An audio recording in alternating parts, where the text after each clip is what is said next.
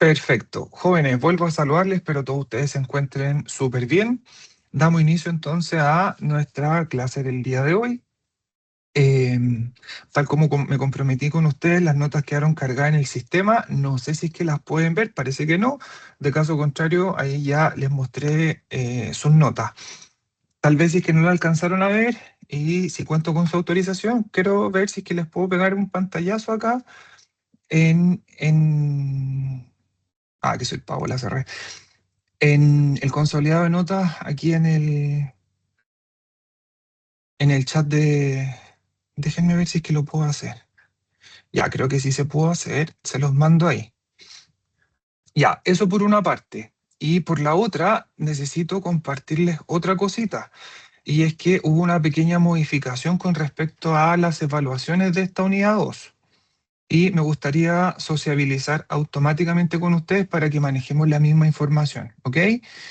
Este cambio responde más que nada a temas de que tengo alumnos que no dieron alguna evaluación y por lo tanto se tienen que tomar una prueba recuperativa.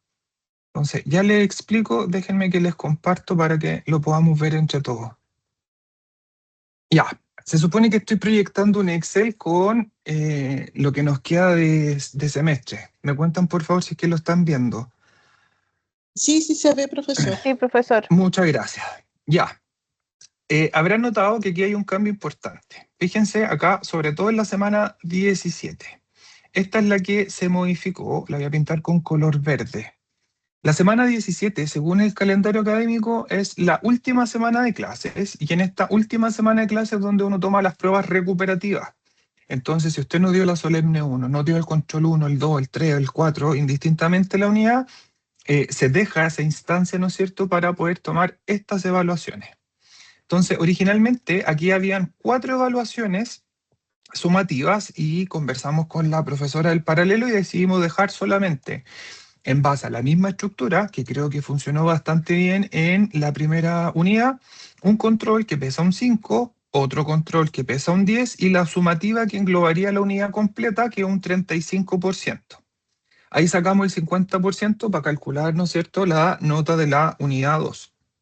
Entonces, en esta semana 17, que ya les dije que era la última de clase, tomamos la recuperativa.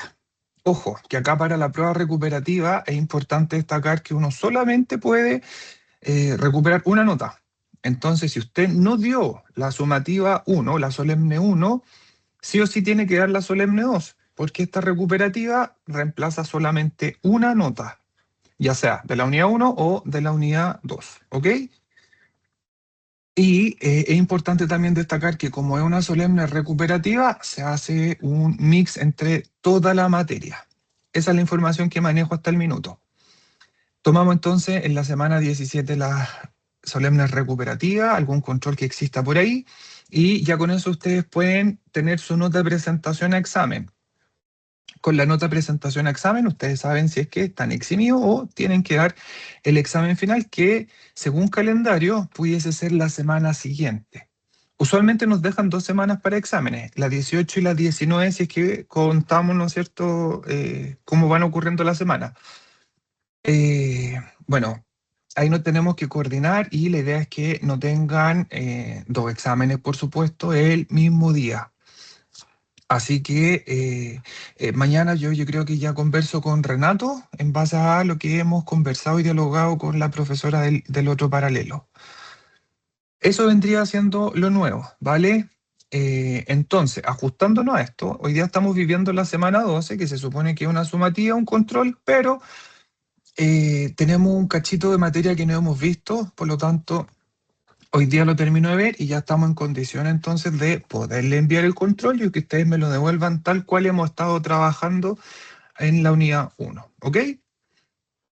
¿Qué otra cosa tal vez importante destacar en base a las últimas reuniones que tuvimos con, con la dirección del programa? La sumativa 2 o el examen van a ser mediante un sistema. Este sistema se llama, creo que Turnitin, y se supone que uno ingresa por este sistema, te da acceso a la plataforma y es antiplagio, no sé cómo es que funciona muy bien, siendo honesto con ustedes. Se supone que uno, una vez que accede, ¿no es cierto?, a dar la prueba, no te puedes meter a otras páginas porque se bloquean o qué sé yo, o solamente te permite estar en esta donde uno está dando la prueba.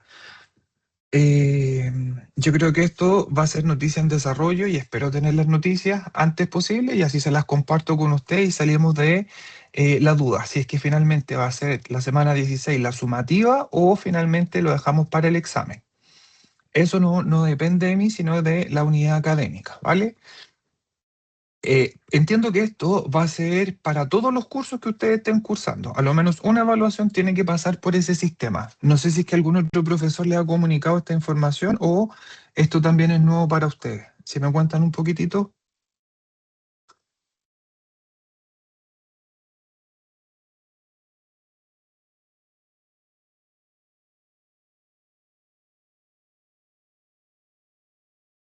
Profe, las primeras semanas me acuerdo yo que habían mencionado lo de las pruebas recuperativas que se podían reemplazar por una nota que fuera más baja.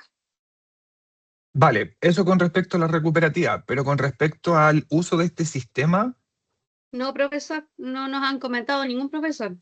A nosotros bueno, No, no. actualmente no. ¿Se me escucha? sí, adelante, José. De hecho, esta semana nos comentaron a nosotros en estadística, si no me equivoco. O sea, me comentaron que le iban a proponer, pero no han dicho nada más. En realidad. O sea, no es una propuesta. Bueno, Desde la quieren dirección del preguntar, programa pero claro. A ver, nos dijeron que todos los cursos, a lo menos en una evaluación, tenían que pasar con ese sistema. Así que lo que está tal vez en discusión y hay que definir es que si es que va a ser la sumativa 2 esta, la de la semana 16, o va a ser finalmente el examen en la semana 18, ¿vale? Así que esa es la información a compartir, yo creo que ya luego, porque estamos en la semana 12, la 13, 14 y ya se nos fue el semestre, ¿vale? Perfecto, creo que ahí ya lo actualicé con todo lo nuevo que teníamos. Hasta acá, ¿hay alguna duda o consulta?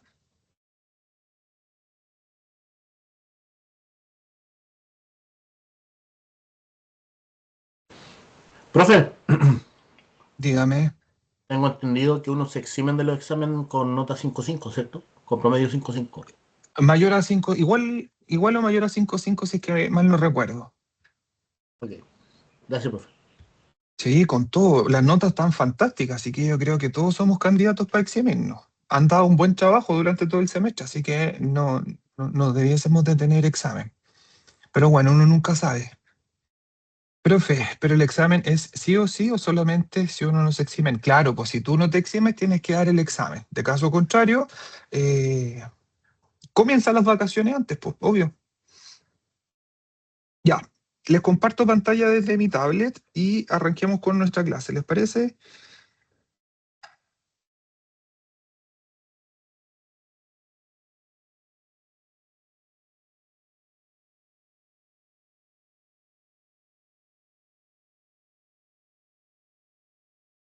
Habíamos dejado encaminado esto. ¿Me cuentan, por favor, si es que están viendo mi tablet ahora? Sí, Y un profe. PPT. Sí. Eh, solamente a modo de contextualización, recuerden que estamos en nuestro curso de Economía para las Organizaciones y estamos en la unidad 2. Lo que habíamos discutido la semana pasada estaba en función del tipo de cambio. ¿Qué pasaba con el tipo de cambio? Que les dije yo que esto era como un precio más en la economía. Si yo voy a comprar, por ejemplo, al supermercado no sé, 2 kilos de papas, tendré que estar dispuesto a pagar 2.000 pesos por estos 2 kilos de papas. Entonces, yo me llevo a mi casa 2 kilos de papas y entrego, ¿no es cierto?, 2.000 pesos. Lo mismo pasa cuando yo quiero comprar alguna divisa.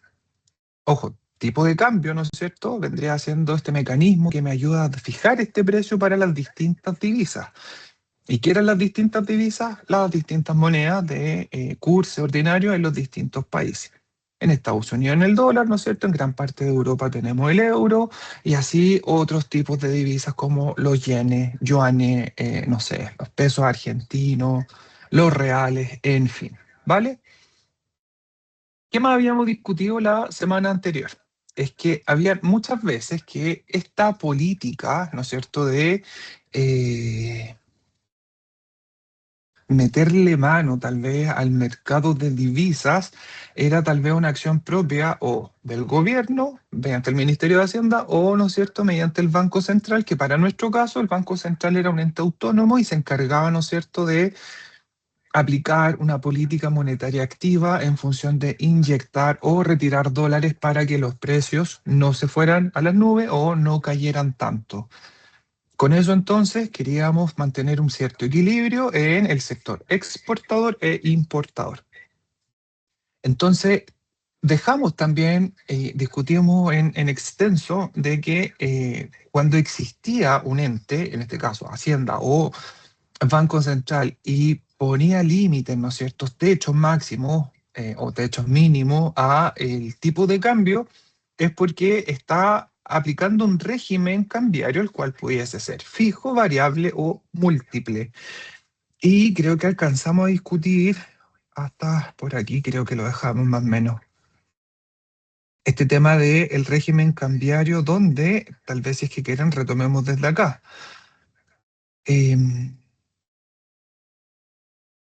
Momento, que se me perdió el lápiz. Ahí está. Ahí está. Aquí un ejemplito aplicado, ¿no es cierto?, para nuestra carrera de ingeniería comercial. Una ingeniera comercial que trabaja en el área de finanzas internacionales de una empresa exportadora chilena debe comprender el régimen cambiario vigente para poder evaluar los riesgos asociados al tipo de cambio. Por ejemplo, si Chile adopta un régimen de tipo de cambio flexible, deberá considerar que la volatilidad del dólar puede afectar los ingresos por exportaciones, lo que influye en la planificación financiera y la cobertura cambiaria y, por supuesto, las decisiones financieras.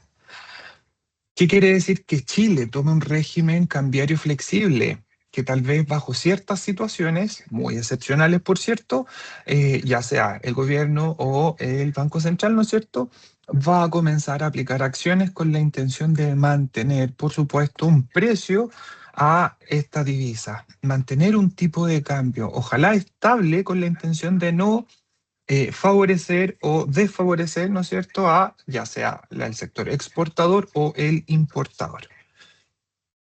Creo que eso ya algo habíamos discutido. Entonces, ¿cuáles son los tipos de regímenes cambiarios que nosotros vamos a estudiar? El fijo, el variable y, por supuesto, el múltiple. Vamos viendo el tipo de cambio fijo, como para poder darle un poquitito más de contexto y algo, ¿no es cierto?, más, ¿cómo llamarlo?, más teórico, fuera de lo que ya hemos discutido. Noten que las características para cuando estemos frente a un tipo de cambio fijo es que el valor de esta moneda está vinculado, ¿no es cierto?, a otra moneda o una canasta de monedas. Atentos con eso. Canasta de monedas que pueden ser, ¿no es cierto?, muchas divisas, otro tipo de monedas que tienen en curso, ¿no es cierto?, distintas economías. Acá, ¿qué pasa con esto? Y tal vez una de las características más propias de este tipo de cambio fijo es que requiere intervención activa. ¿De quién? Del Banco Central para mantener el tipo de cambio. ¿Vale? Siempre, siempre, siempre el Banco Central tal vez va a estar dando ciertos boletines y en estos boletines va a empezar a incluir cuál va a ser el tipo de cambio para las distintas divisas. ¿Cuáles son las implicancias de estar frente a este régimen de tipo de cambio fijo? Evidentemente hay ventajas y desventajas. Uno pudiese pensar que son más desventajas que ventajas, pero bueno, dependiendo, ¿no es cierto?, la posición económica o cuán agresiva sea esta política que está impulsando el distinto país, pudiésemos ver entonces, ¿por qué no?, algunas ventajas. Primero que todo, se le da estabilidad al comercio internacional. Acuérdense que esta cuestión la analizábamos desde la renta de un país que venía dada por el PIB, consumo, más la inversión, más el gasto de gobierno, más aquí teníamos exportaciones menos importaciones, y que esto eran las exportaciones netas. Entonces, este comercio internacional viene desde acá, desde las exportaciones netas. Queremos tener de alguna u otra forma un equilibrio en esta balanza, ¿vale? Asimismo, otro beneficio que nos estaría entregando un sistema o un régimen, mejor dicho, de tipo de cambio fijo, es que evidentemente reduce la incertidumbre cambiaria. como se está manteniendo fijo, es de público conocimiento, ¿no es cierto?, cuál va a ser el tipo de cambio. Y cada vez que el Banco Central haga alguna modificación, se supone que va a seguir cierta orientación, va a seguir más o menos cierto parámetro que se ha mantenido en el pasado, ¿vale? No es una cuestión que, por ejemplo, vamos a encontrar un tipo de cambio a 900, tal vez como lo tenemos hoy día, y que ya la próxima semana va a empezar a valer, por ejemplo, 500, 600 pesos. Y si es que ese fuese el caso, vale, ya sabemos entonces cuánto va a ser la caída de el tipo de cambio y tal vez pudiésemos tomar las distintas herramientas que tenemos para poder comenzar a eliminar este riesgo asociado al tipo de cambio y con ello las fluctuaciones que tienen las distintas monedas. Algunas desventajas, por supuesto, existe una menor flexibilidad para responder a los shocks externos. Qué importante destacar de esto, que siempre van a haber shocks externos, como por ejemplo, sabemos que hay cosas que la empresa es capaz de manejar per se, que son decisiones propias de ella. A eso le vamos a llamar riesgo no sistemático y por lo tanto es parte del riesgo sistemático, el riesgo diversificable que tiene una empresa, disculpen. Versus, ¿no es cierto? Estos shocks pudiesen responder típicamente a cosas que la empresa tal vez nunca soñó en que iban a ocurrir. Y evidentemente el efecto que puede tener es un efecto contagio a nivel de mercado. ¿Qué quiere decir eso? Que tal vez todas las empresas que están insertas dentro de un mercado se van a ver afectadas por ese shock externo. Literalmente un cambio inesperado, ¿vale? Nadie está esperando esto y que por supuesto afecta a una empresa, a una industria, a un país. ¿Cuáles pudiesen ser algunos ejemplitos de estos shocks externos? Por ejemplo, las crisis financieras internacionales, la guerra hoy día, o no sé, los conflictos políticos que se puedan tener. El 2019 tuvimos pandemia, cambios bruscos que se puedan dar, por ejemplo, entre el crudo, el petróleo o los mismos commodities. Nosotros acá extremadamente accidentados por los terremotos, maremotos, evidentemente todo aquello que tengan que ver con desastres naturales. Bueno, aún sin fin hay hartos shocks externos que si se dan cuenta, uno puede decir, oye, mira, yo tengo mi empresa en Chile. Sí, fantástico. Y nosotros sabemos que Chile es un país extremadamente sísmico. Sí, también sabemos que es un país súper sísmico, pero no por eso la empresa, a ciencia cierta, ¿no es cierto?, va a decir, mira, estamos en mayo del 2026, por lo tanto se viene un terremoto en junio del 2026 que justo va a afectar la zona donde tiene operaciones la empresa y por lo tanto tenemos que hacer un plan, ¿no es cierto?, para poder mitigar los efectos que este pueda tener. No ocurre así, ¿vale? Las empresas no tienen esta capacidad de poder predecir cuándo va a ocurrir este evento y entendámoslo que estos shocks siempre son cambios inesperados que pueden venir dados, ¿no es cierto?, por cualquiera de estos. Ojo que estos shocks pueden ser de carácter positivo o negativo, ¿vale? Los positivos evidentemente generan beneficios, los negativos generarán evidentemente pérdida o perjuicio, ¿no es cierto?, a la productividad económica. Por último, también otra desventaja es que los riesgos de las crisis cambiarias, si es que las reservas son insuficientes. Esto lo discutimos un poquitito, ¿no es cierto?, la clase pasada, y era que el Banco Central, en algunos casos muy excepcionales, eh, metía mano en el mercado de divisas, pues, ¿no es cierto? Compraba, vendía dólares, cuando veía que estaban muy bajas sus reservas y veía que el precio del dólar estaba muy bajo, iba, compraba y las guardaba, ¿no es cierto?, en tesorería. ¿Qué quiere decir esto? Que ojo, si las reservas son insuficientes, ¿qué pasa? Fácilmente pudiésemos estar súper cercanos a sufrir una crisis de tipo cambiario. Si se dispara mucho el precio y no hay reservas, claro, pues ¿qué va a hacer el Banco Central?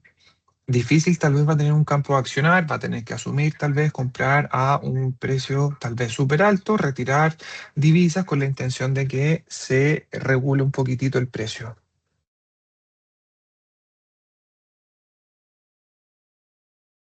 Vámonos con el tipo de cambio variable.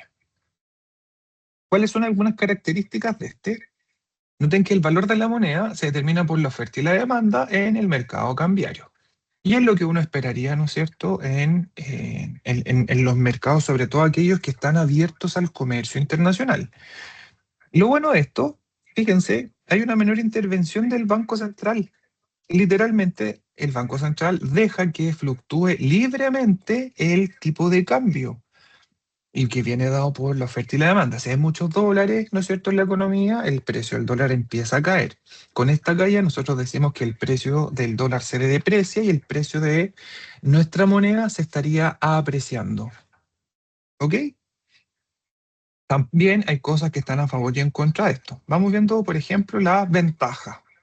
Primero que todo, hay un ajuste automático frente a desequilibrios externos. ¿Qué quiere decir esto?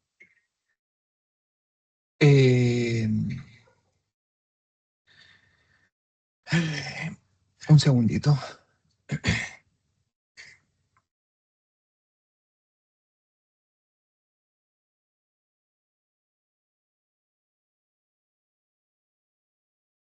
Un segundito, jóvenes que me están escribiendo de la otra clase.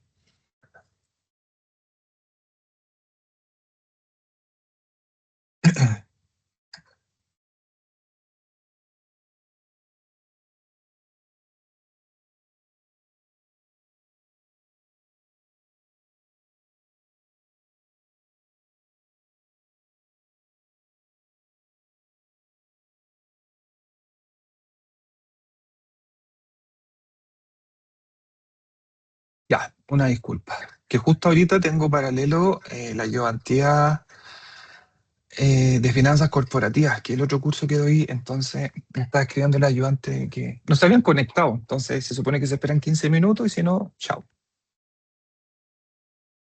Ok, disculpen, estamos entonces viendo los regímenes cambiarios, en este caso el tipo de cambio variable, y habíamos dicho que en este caso el Banco Central no se metía mucho. Literalmente se deja que fluctúe en función de la oferta y la demanda. En sus ventajas, entonces, ¿cuál era? Que frente a desequilibrio externo se genera este ajuste automático. Por otra parte, ¿no es cierto?, hay mayor independencia en la política monetaria. ¿Qué pasa con esta mayor independencia en la política monetaria? Recuerde que la política monetaria era propia, ¿no es cierto?, del Banco Central. Y como este no está actuando, no se está metiendo, hay una mayor independencia. Literalmente no es cosa que el Banco Central tenga que aplicar política monetaria activa para poder entonces hacer dicho cambio en el tipo de cambio. Vuelvo a insistir, fluctúa, ¿no es cierto?, de forma libre en función de oferta y demanda. No todo es tan lindo, fíjense que cuál es la desventaja. La volatilidad cambiaria que puede afectar al comercio y la inversión. Esto efectivamente pudiese generar un riesgo mayor, pero ya lo tenemos asumido, po. ¿Por qué? Porque el tipo de cambio empieza a fluctuar, sube, baja, ¿no es cierto?, en función de oferta y demanda bajo este régimen. Pero como sube y baja, esta subida y bajada agregan volatilidad. Entendamos volatilidad como parte de la incertidumbre que pudiésemos ir teniendo. Entonces, si me dejan, tal vez me voy a pegar un truquito. Uno pudiese ir viendo, ¿no es cierto?, así como el precio de este activo. Entonces, ¿qué pasa con esta volatilidad? Que yo, por ejemplo, que quiero hacer un análisis como para poder ir viendo si es que compro o vendo el dólar, fíjense, tengo ahí una alza, pero nadie me estaba, voy a darle un poquitito más de zoom, nadie me está diciendo, chuta, ¿qué pasó con esta caída? O si es que de aquí se mantiene y después empieza a caer. Tengo otra maceta por acá y después, ¿no es cierto?, me pego una gran subida. Si se dan cuenta, todo esto va generando de alguna u otra forma volatilidad, incertidumbre, en estas pequeñas caídas, en estos pequeños picos que voy dejando acá, ¿no es cierto?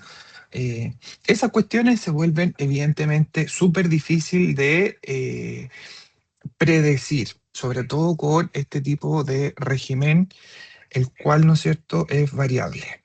Y por último, a mayor riesgo de inflación importada. ¿Qué quiere decir este mayor riesgo de inflación importada? Acuérdense que hay muchos productos que nosotros traemos de afuera y que consumimos en el territorio nacional, a lo cual le llamamos importaciones. Entonces, estos ya vienen con un valor intrínseco que viene dado desde el país de producción. Y claro, si el dólar tal vez está muy alto, ¿qué nos va a tocar? Asumir ese ajuste desde uno, el coste propio de producción más el costo que viene dado por el precio en el tipo de cambio, el cual tal vez estaría apreciando el tipo de cambio, moneda extranjera, versus, ¿no es cierto?, la nacional. Hasta acá, ¿hay duda o consulta?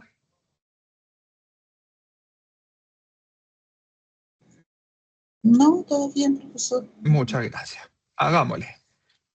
¿Qué pasa cuando tengo un régimen de tipo de cambio múltiple? Características. Noten que su uso de diferentes tipos de cambio para distintos sectores o transacciones. Y esta cuestión tal vez puede generar un poquitito de problema, porque es como decir, ¿por qué algunos sectores sí y otros no? Es como que literalmente, ¿qué es lo que estamos haciendo? Estaríamos arbitrando, ¿vale?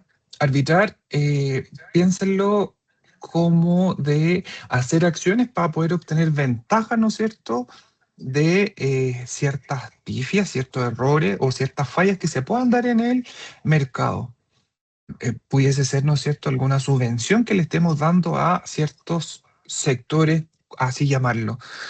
Y por supuesto, esto lo aplicamos para contextos de control cambiario. Por ejemplo, lo que estaba discutido con respecto ay, se me fue. Este fondo de estabilización del petróleo, el MEPCO. MEPCO, ¿no es cierto? Sí. Sí, profesor, Eh, eh, MEPCO. vale, ¿qué pasaba con el MEPCO?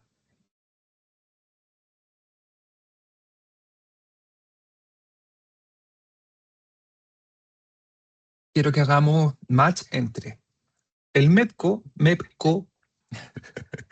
lo siento, me siento hasta gangoso hablando. Mecanismo de estabilización de precios de los combustibles, crudo, benzina, petróleo, qué sé yo, parafina, listo. Estas cuestiones no se producen acá en Chile, sino que las traemos desde afuera. Hoy día, en base a la guerra que hay en Medio Oriente, ¿no es cierto?, junto a Estados Unidos, el precio de este combustible se ha disparado. Por lo tanto, ¿qué es lo que está haciendo este MEPCO, este mecanismo? De alguna otra forma empieza a inyectar dinero a este mercado en específico con la intención de que los usuarios finales eh, no nos veamos tan resentidos, no tengamos que entregar tanto papel, moneda, para poder consumir lo que antes consumíamos. Evidentemente se supone que es un ajuste de carácter semanal, ¿no es cierto? Pero hace poquito nos llegó un golpe de estar pagando tal vez 1.100 pesos hasta los 1.600, 1.700 pesos por litro. ¿Por qué se afecta tanto eso? ¿O por qué tanto fue la variación de un bien que consumimos, que en este caso es la benzina, frente, ¿no es cierto?, a tener este tipo de cambio múltiple? Bueno, como se hace ajuste a nivel más macroeconómico, se sigue respetando el valor que va teniendo el tipo de cambio, pero claro, como nosotros estamos trayendo petróleo, ¿no es cierto?, y que consumimos en casi todos los hogares, se nota entonces que hay literalmente gran parte de la inyección de esta ayuda a poder cubrir, ¿no es cierto?, este incremento dado por el tipo de cambio, así como también pudiesen existir distintos impuestos propios del combustible. Melissa me dice, ¿y el impuesto específico cuál es la finalidad? Disculpe la pregunta, pero he hecho su planteamiento. Ya, los impuestos específicos pueden darse desde distintas aristas, porque, por ejemplo, sabemos que hay impuesto al tabaco. ¿Y por qué tiene un impuesto específico o gran parte del valor del tabaco se lo llevan los impuestos? Y es porque se aplica este impuesto como parte de desincentivar el consumo. Disculpen, se me está trabando hasta el cassette. Entonces fijamos impuestos específicos para aquellos bienes, productos, servicios que tal vez se vuelven medios nocivos para la salud. ¿Qué es lo que pasa con la benzina y sobre todo con este impuesto específico? También genera externalidades. Entonces, ¿cuál es la idea? sumamos un impuesto específico para que tal vez así los usuarios de que se movilizan en vehículo propio tal vez decidan, ¿no es cierto?, hacerlo en un sistema público de transporte. Entonces, hay menos autos dando vueltas en circulación, ¿no es cierto? Con eso se contamina mucho menos, se mejora, por supuesto, la calidad del aire y hoy día que estamos tal vez en otoño e invierno sufriendo estas heladas, eh, bajan, ¿no es cierto?, las atenciones por enfermedades virales, por ejemplo. Entonces, cuando encontremos impuestos específicos, pudiésemos, en su mayoría, no en todos, por supuesto, es desincentivar el consumo. ¿Por qué? Porque generan externalidades y estas externalidades usualmente son negativas.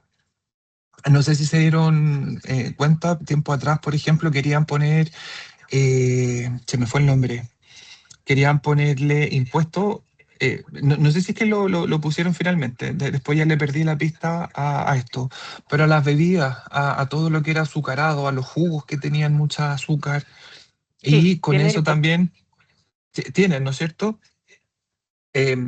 ¿Cuál es el objetivo de este? Pucha, mira, si estás consumiendo mucha bebida, tiene mucho azúcar, el día de mañana te va a dar diabetes. Entonces, para el Estado, ¿qué sale más barato?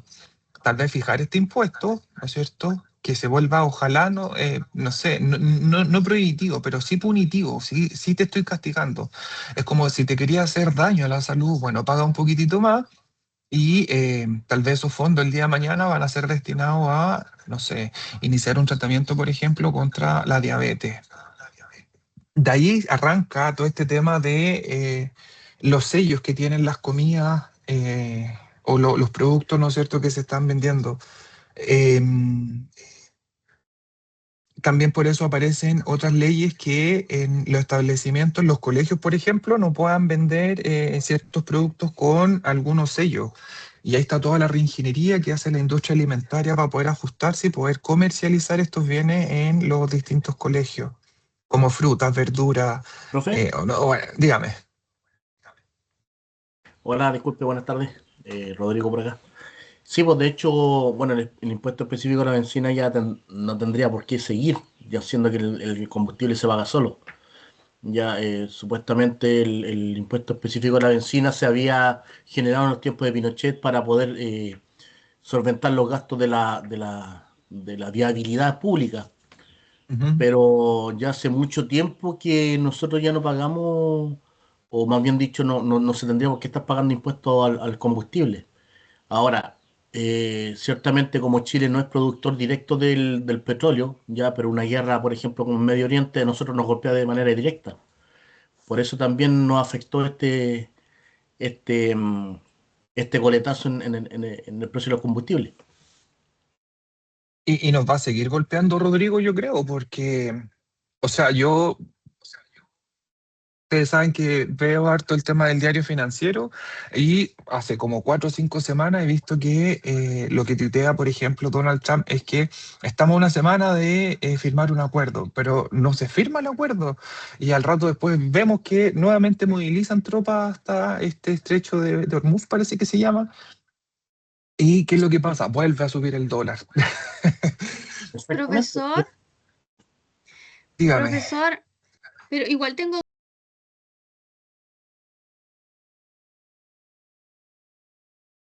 en un comienzo era ese su destino y hoy día usted dice que se transformó en impuesto por consumir o por el medio ambiente por ese motivo. Pero hay otro, porque yo ya había escuchado este tema y de hecho ahora funciona parecido al MEPCO, pero en Ujú. ninguna parte yo he visto que tenga que ver con el tema del medio ambiente el impuesto específico. Ojo, no todos son con respecto al medio ambiente. Como te decía, hay algunos que se ponen como punitivo porque afectan tu salud. Son distintos los impuestos específicos y se graban en distintos tipos de bienes y servicios. Por ejemplo, el MEPCO tiene este específico, para lo que decía Rodrigo ahí, que era para recaudar fondos y poder mejorar la viabilidad. lo que te digo yo con respecto al cigarro es porque es nocivo para la salud. Lo que te digo sobre el tema de a los azúcares también se vuelve nocivo para la salud. Son impuestos específicos. La harina también tiene, por ejemplo, un impuesto específico. Los licores, los vinos también tienen otro impuesto específico. Y tú me puedes decir, ya, pero ¿qué tiene que ver el vino con la viabilidad? No, pues ahí no tiene que ver con la viabilidad, con habilitar tal vez nuevas calles, avenidas, sino que tiene que ver con que el consumo de alcohol también es dañino para la salud. No sé si es que ahí me logro dar a entender un poquitito mejor. Sí, profesor, porque como que delante generalizó, entonces, Ya, pero sí, según lo que entiendo yo, el impuesto específico al combustible ahora es un sistema que ayuda a controlar el alza también de los combustibles junto con el MEPCO. tal cual. Y yo creo que va a seguir así. Eh, ¿Profe? dígame. Pero sí, está bien, pero lo que pasa es que con respecto al combustible y al combustible en Chile no se debiera pagar impuestos por el combustible. Como le No, no menciono, el se impuesto. debiera, no se No, debiera, pero entonces, piensa que es la única forma que el Estado tiene para obtener recursos es aplicando impuestos. exactamente, exactamente, eso es lo que yo quería llegar porque en el fondo es una forma por decirlo de alguna manera, pasiva de poder recaudar fondos para poder solventar los gastos públicos. Claro, del Ahora, gobierno, tal cual. claro, entonces ahora, ¿qué es lo que pasa? Que nosotros, lamentablemente, a nosotros nos golpea directamente nuestros bolsillos. Ahora, si nos vamos a todo esto, ¿cierto? Lo mismo que pasó con la guerra en Ucrania con el tema del aceite. Empezó la guerra en Ucrania y el impuesto al aceite se disparó. Y eso tenía que ver no tal vez con un impuesto específico al aceite, sino que también pasaba por este tema del tipo de cambio, pues venía dado por la inflación que estábamos importando, porque producir el aceite allá ya tal vez era más caro. Había escasez de productos, de materia prima, como hay escasez, suben los precios, o esos precios son precios de mercado, se traen para acá y evidentemente nosotros terminamos pagando este precio inflado. Profesor, de hecho, en mi empresa, bueno, tuvieron inconvenientes con respecto a las guerras por el tema del el aceite. Y y los componentes para la fabricación de aceite, porque mi empresa fabrica lubricantes automotrices. ¿Mm? Entonces utiliza todos los derivados del combustible para generar estos aceites. Y claro, o sea, se encarecieron demasiado las materias primas, pero hubo un alza, de hecho, ya en el producto terminado para los clientes, una alza gigantesca en todo lo que es aceites y lubricantes automotrices. ¿Viste? ¿Eso qué fue lo que generó entonces? Sí, lo que Una pasa es que todo se inflación. compra en dólares, todo se compra en dólares. Ese fue el tema. Suma esos dos efectos. Uno, un incremento en el costo de producción, más otro que viene dado por el tipo de cambio. ¿Qué es lo que se genera? Un nivel de precio mucho más alto. A eso le llamamos entonces una inflación importada. Profe, pero esto si sigue así no nos va a perjudicar a futuro con respecto a la economía, porque, por ejemplo, claro, si bien es cierto, los impuestos son como para poder estabilizar un poquito el flujo de activos en el país, pero si esto sigue como estamos, ¿no va a afectar más adelante de manera negativa a los consumidores? O sea, si es que no lo eliminan, evidentemente te va a seguir afectando, po. Tenés que seguir pagando más por los mismos bienes. Eh, espérame, que estoy buscando algo. Em, Profesor, Dígame. bueno, si me permite hacer un alcance sobre el MEPCO. El MEPCO es un sistema que, como usted bien dice, el mecanismo de estabilización del precio de los combustibles actuaba porque ya no estaba actuando en forma, digamos, no era fija, actuaba de una forma variable.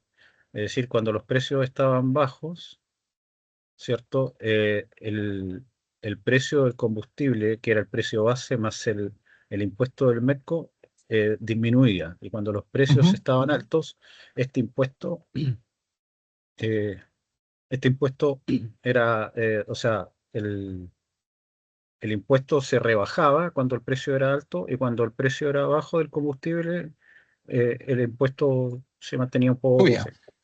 Claro, entonces eso hacía que si usted tomaba un promedio, quedábamos, ¿cierto?, entre la suba y la baja del impuesto, quedábamos con un precio estabilizado. Ujú. Eso es lo que ocurría para no, digamos, tener un impacto tan fuerte sobre la economía. A eso se le Bueno, llama, antes que se me olvide, Pablo, y te cedo la palabra, parte de los impuestos transitorios. claro, efectivamente. Y tal como dice el compañero Rodrigo, creo que señalaba que este impuesto se inició durante el gobierno militar, justamente para la mantención de carreteras y obras viales. Pero Ujú. evidentemente se le vio la conveniencia de mantenerlo, obviamente que es un ingreso para el fisco. Ahora, lo que sí uno puede discutir es que si se debería o no se debería, porque no hay nada que diga que no se debería cobrar un impuesto y nada que diga que sí se debería cobrar. Todo está en relación, digamos, al, a lo que requiere el Estado, ¿no? Como entidad eh, macro. Quiero Entonces, agarrar el guante, Pablo, sí, con esto que me estáis diciendo, porque, por ejemplo, lo que quería ahí apuntar yo, ¿se acuerdan cuando estuvo el terremoto del 2010, si es que no me equivoco, y se fijaron impuestos transitorios con respecto a el impuesto global complementario y que empezó a subir de forma gradual? ¿Cacharon eso, no? sí, porque necesitaban la reconstrucción. Tal cual. Entonces, ¿qué es lo que pasa? Fíjate, se habilita una ley, ¿no es cierto?, la cual fija este aumento en el impuesto global complementario que se supone que es transitorio por X cantidad de tiempo. Nosotros ya, ¿cuándo fue el terremoto? El 2010, estamos en el 2026 y todavía seguimos tal vez bajo un régimen para poder reconstruir esto. Eh, hay algunos sectores económicos donde hay aumentos de carácter permanente en los impuestos, por ejemplo, en el tema de los tabacos, en la minería, los royalties. Todo esto evidentemente generan parte de la estrategia de Hacienda en base a una política fiscal.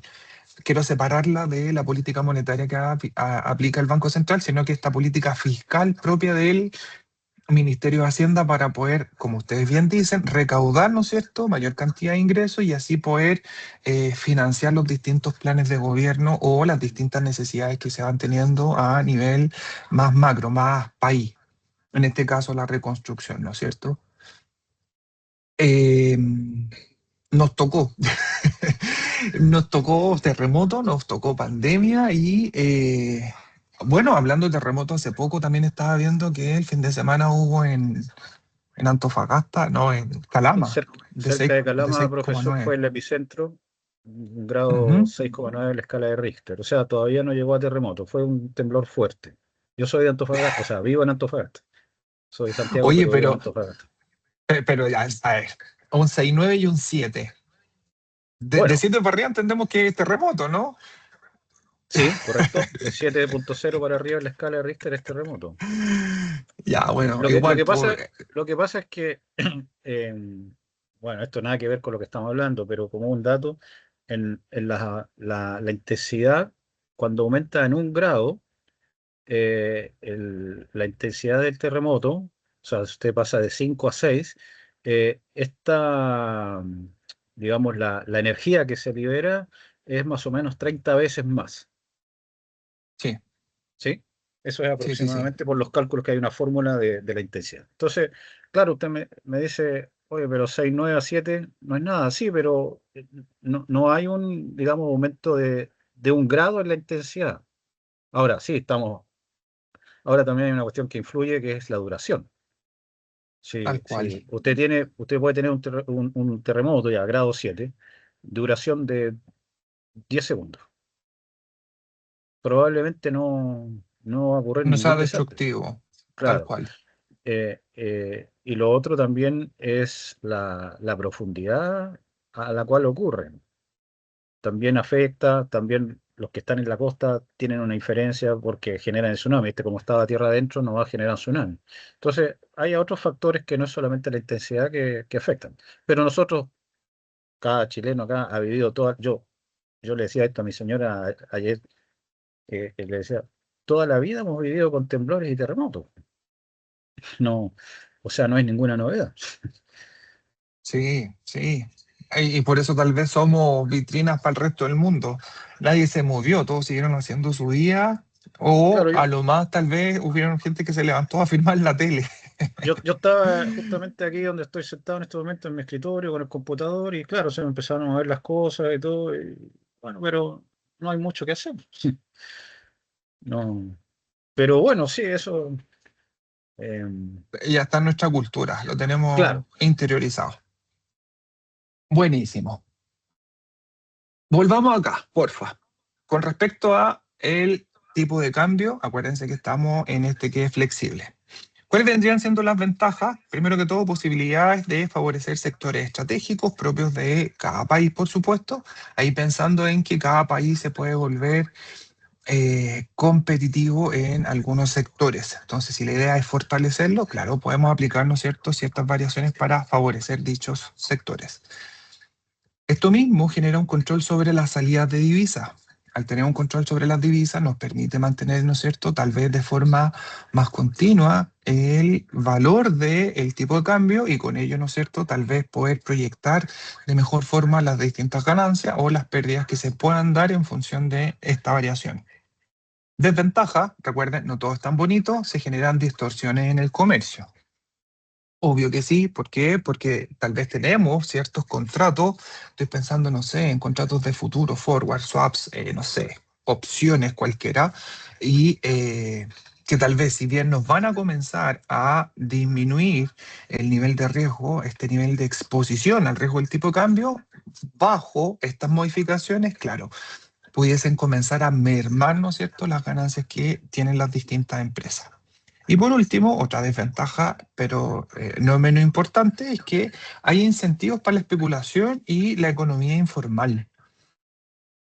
Eh, ¿Qué significa especular? Tal vez pudiésemos cuestionarnos ahorita.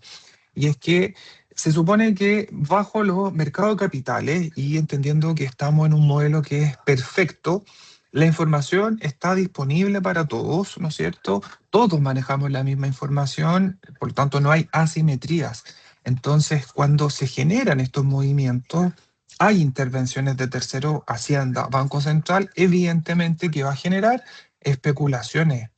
Por eso es que siempre, siempre, siempre, si es que el día de mañana usted, por ejemplo, va a tener transacciones o se dedica a el corretaje de acciones, por ejemplo, comprar y vender acciones en bolsa, esto juega harto con la especulación. De decir, mira, fíjense, yo estoy proyectando que, por ejemplo, el precio de X acción va a subir. ¿Por qué? Porque va a firmar un contrato con X empresa, la cual va a permitir, ¿no es cierto?, una fusión y con ello la integración a nuevos mercados. Lo mismo pasa acá con respecto al tipo de cambio. Por eso entonces se vuelve súper necesario estar siempre informado y atento a los distintos entidades gubernamentales. De ahí la importancia, ¿no es cierto?, de que se le da al IPOM. Creo que lo comenté, IPOM, Informe de Política Monetaria, que emite el Banco Central, ¿no es cierto?, de forma mensual, donde está fijando las distintas tasas de interés y, por supuesto, da cabida a cómo ha aplicado esta política monetaria. profesor, Dígame. ¿usted cree realmente que todos manejamos el mismo nivel de información? No, jamás, jamás. Pero aquí tiene que ver con una cuestión natural, po, natural de que cada quien toma la información que le sirve en el minuto. Es lo mismo cuando se publican leyes, po. Se supone que es de público conocimiento la entrada en vigor de las distintas leyes. Y tú te ponías a decir, ya, pero yo no compro el diario financiero, entonces, ¿cómo me doy por enterado de si es que ocurre o no ocurre? O por ejemplo, no sé, voy a irme tal vez y voy a decir un disparate, pero como para poder plasmar lo que quiero comentar. Supongamos que yo soy profesor de historia. Y ojo, no historia económica, sino que un profesor de historia y mi especialización, por ejemplo, es en, qué sé yo, la época precolombina. ¿Tú crees que voy a estar pendiente de lo que diga la ley 20.455 o esta que tiene que ver con el cuidado de información personal que entra en vigor el 1 de diciembre? Ustedes me pueden decir, ya, pero como profesor de historia tienes que tener tal vez una formación cívica más desarrollada que otros. Sí, pero tal vez por el área de especialización, que es la historia precolombina, no es de mi cuyo conocimiento o no es de mi interés estar atento a este tipo de leyes. Por lo Pero tanto, incluso, sí, disculpe, dígame. profesor, pero incluso yo le reduciría el, el espectro y le diría entre los corredores de bolsa, que son especializados en la información económica, financiera.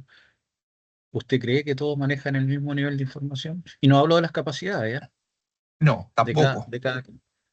Tampoco. ¿Por qué? Porque hay que hacer una separación en los distintos tipos de stakeholders en los distintos mercados.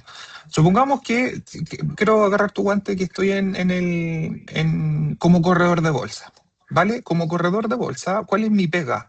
Se supone que lo que yo tengo que hacer es analizar las distintas acciones, ¿no es cierto? Y ver cuál pudiese ir al alza, por lo tanto generar ganancias de capital para poder informar, ¿no es cierto?, a mis clientes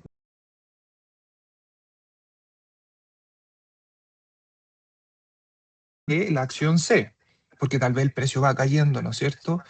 El tema está que si bien yo puedo tener información a nivel macro de cómo funciona la empresa, qué es lo que hace, hay gran parte de la información de las distintas empresas que no son públicas. Y es, por ejemplo, la estrategia propia, la estrategia corporativa que tiene cada empresa. Las empresas no andan divulgando, por ejemplo, cuál es su portfolio de inversión, cuál va a ser el próximo proyecto que van a hacer o si es que están en negociaciones, por ejemplo, con la empresa X para poder hacer una fusión o una adquisición.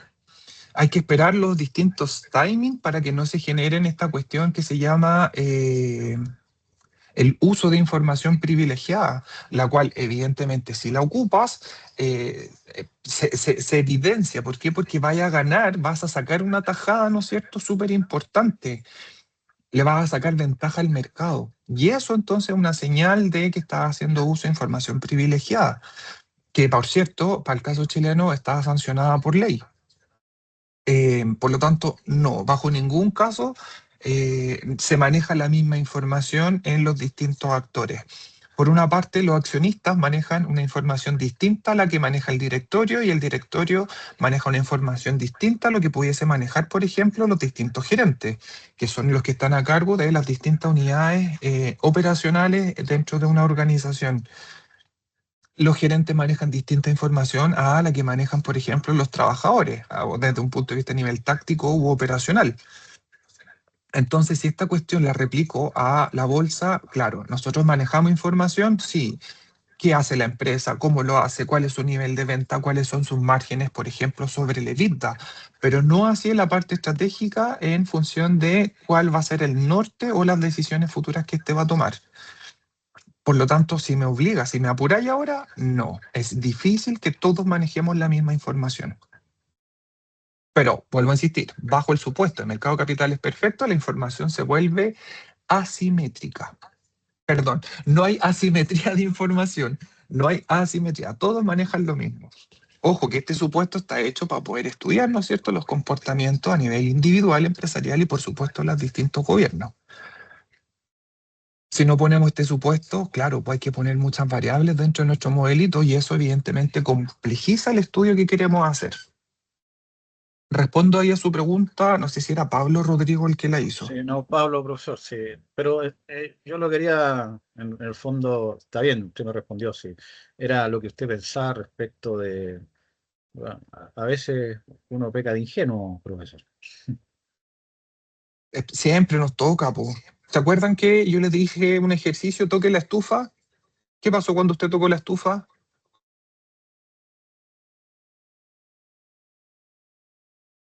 ¿No le hice tocar la estufa? No sé a qué se refiere, profesor. Toca la estufa, Pablo. ¿Qué te pasa si tocáis la estufa? No la voy Se a va ir a a quemar. tocar. Ya, pues mira, acá pasó lo mismo. No todos manejamos la misma información y es porque yo no te quise dar toda la información. Ahí alguien dijo se va a quemar. ¿Qué pasa si es que la estufa estaba apagada? ¿Te vas a quemar o no? No, obvio que no. Pero si la estufa está encendida, obvio que te vas a quemar y te vamos a decir, pucha, que es pavo el Pablo. ¿Por qué? Porque tocó una estufa que estaba encendida. Obvio, causa-efecto. Toca la estufa, se quema, le duele. Pero si la estufa está apagada, información que yo no te di, solamente te di tal vez una orden, toca la estufa, y tú dijiste, bueno, ya, me están diciendo, la tocaré nomás, pues. Te das cuenta que siempre en todos los mercados va a haber una parte que maneja más información que otra, y eso necesito que hagan el enlace con lo que vimos en la unidad 1, este tema del riesgo moral, se me fue el otro nombre, moral hazard y selección adversa, ¿no es cierto? Donde o sea, per se, ¿vale? Va a haber una asimetría en la información. Lo mismo ocurre en los distintos mercados, lo mismo ocurre, si es que esto lo llevo, ¿no es cierto?, acá a los distintos regímenes que pudiésemos encontrar con respecto al tipo de cambio. Agradezco ahí su intervención. Yo pensé que ya le había hecho el ejercicio de que tocara la estufa, pues. Bueno, pues nada, ya lo hicimos, así que atentos con eso. Si toco la estufa, siempre como buen economista, usted tiene que agregar depende. Siempre su respuesta va a ser depende. ¿Por qué depende? Porque no sé las variables que estoy manejando. Si usted me dice que la estufa está apagada, acto seguido no me quemo. Si usted me dice que la estufa está encendida, acto seguido, evidentemente se va a quemar. Entonces ahí quedan cubiertas todas las distintas opciones, ojo, los posibles estados futuros que puedan ocurrir en función de la información que hoy día estoy manejando. Acuérdese que ahí empezamos a acuñar el concepto de ceteris paribus. Muevo una variable, todo lo demás constante. Ok, les dejo esta comparación de los distintos regímenes cambiarios, pensando en, por ejemplo, si que hay intervención del Banco Central, flexibilidad, estabilidad y, por supuesto, los efectos que se tienen en el comercio fijo, dado desde si es que tengo un régimen fijo, variable o múltiple.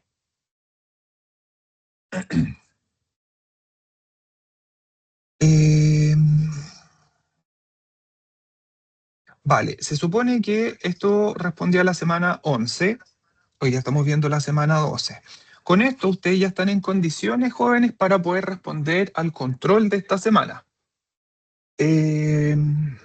Habiendo dicho eso, yo creo que voy a replicar lo que hicimos en la unidad 1. ¿Les parece entonces que yo creo que ya mañana les mando el control y ustedes me lo devuelven en un plazo estipulado?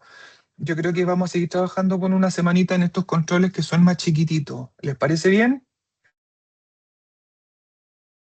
Sí, profesor. Sí, ¿Es profesor. individual, Vale. profe? No lo he hecho todavía, pero yo creo que los controles hagámoslos en grupo y las solemnes hagámoslas individuales. Ya, profe. Perfecto. ¿Sí? Vale, entonces, pega para mí, les voy a subir el control, por favor, de aquí a mañana. Hoy día quiero ver mi cama y descansar un poquitito, a ver si es que se me quita el resfriado. Y les doy el tiempo más que suficiente para que lo puedan contestar. En el correo que les mande les voy a dar las instrucciones, porque como me estoy cambiando de unidad, ahora tienen que irse a la unidad 2, evaluación, y todo eso lo tengo que programar, ¿vale? Eso.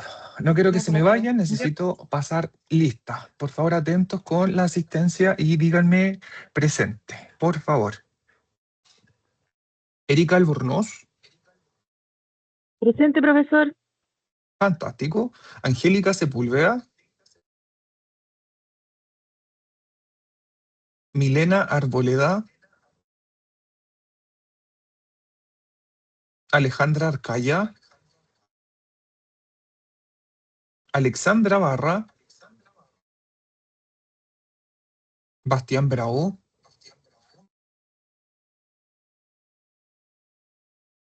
Bastián Bustos, Camila Profe, Rojas, sí, Milena Arboleda presente, perdón. no, Milena, ya pasó la vieja, fuiste buena. No, Gracias. mentira. Me quedé en Bastián Busto. Camila Rojas. Ok. Evelyn Castillo. Presente, profe. Ok. Catalina López. Elenitza Villalobos. Francisca Guajardo. Disculpe, profe, Lenita Villalobos presente. Ok, Presente Francisca, profe, también. perfecto. Daniela Fuente Alba. Cindy Hernández. Presente, profesor. Ignacia Latorre.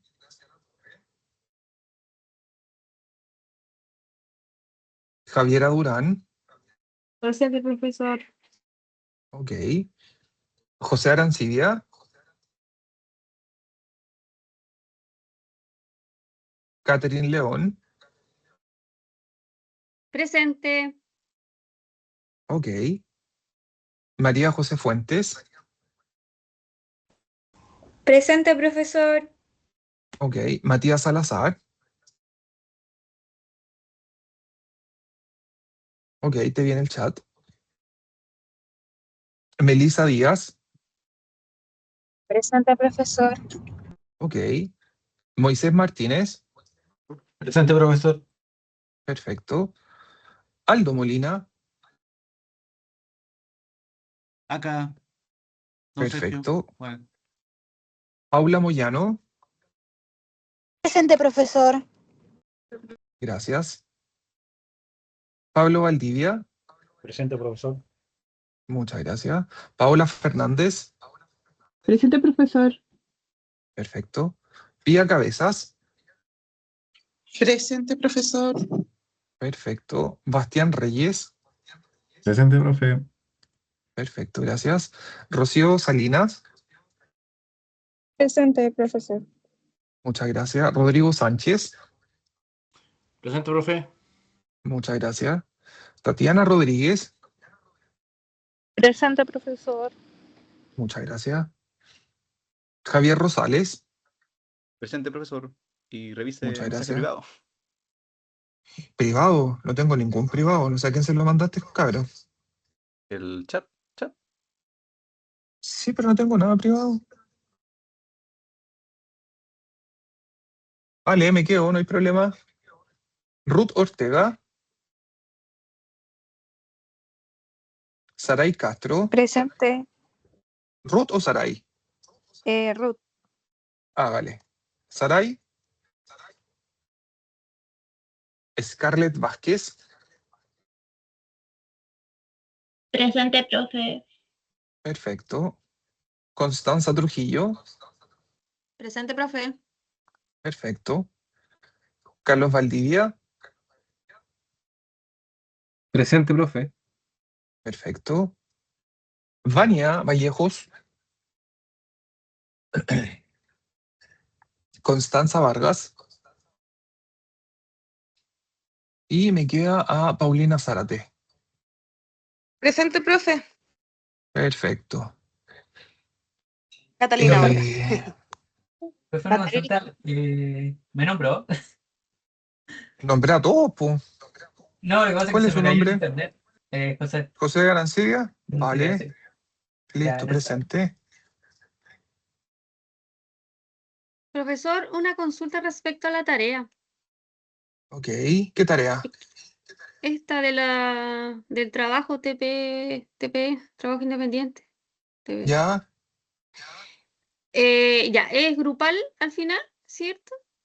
Esto es formativo, no tiene Sí, nota. A mí lo que me sí. interesa y lo que siempre les voy a comunicar es aquello que es sumativo. Y este controlcito que les comenté se los mando mañana y van a tener una semanita para mandarlo. Ya, pero es formativo. Es que una consulta lo estaba leyendo. Esto se hace un tipo de informe, solo el esquema.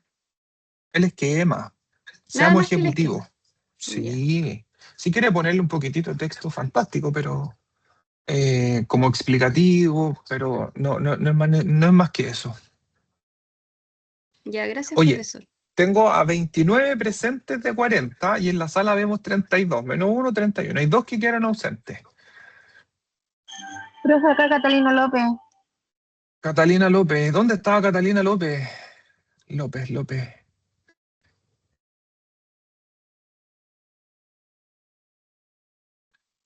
No te tengo.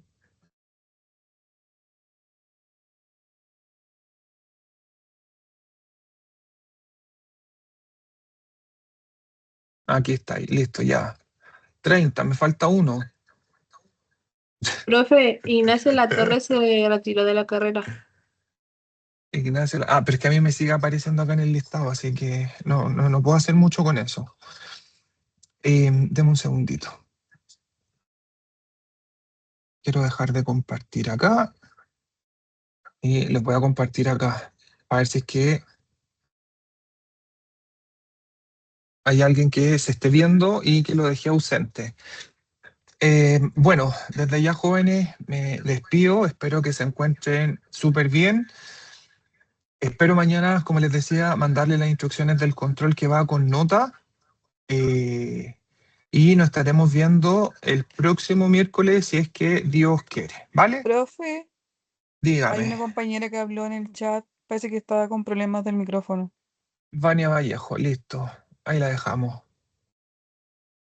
31. Estaríamos entonces.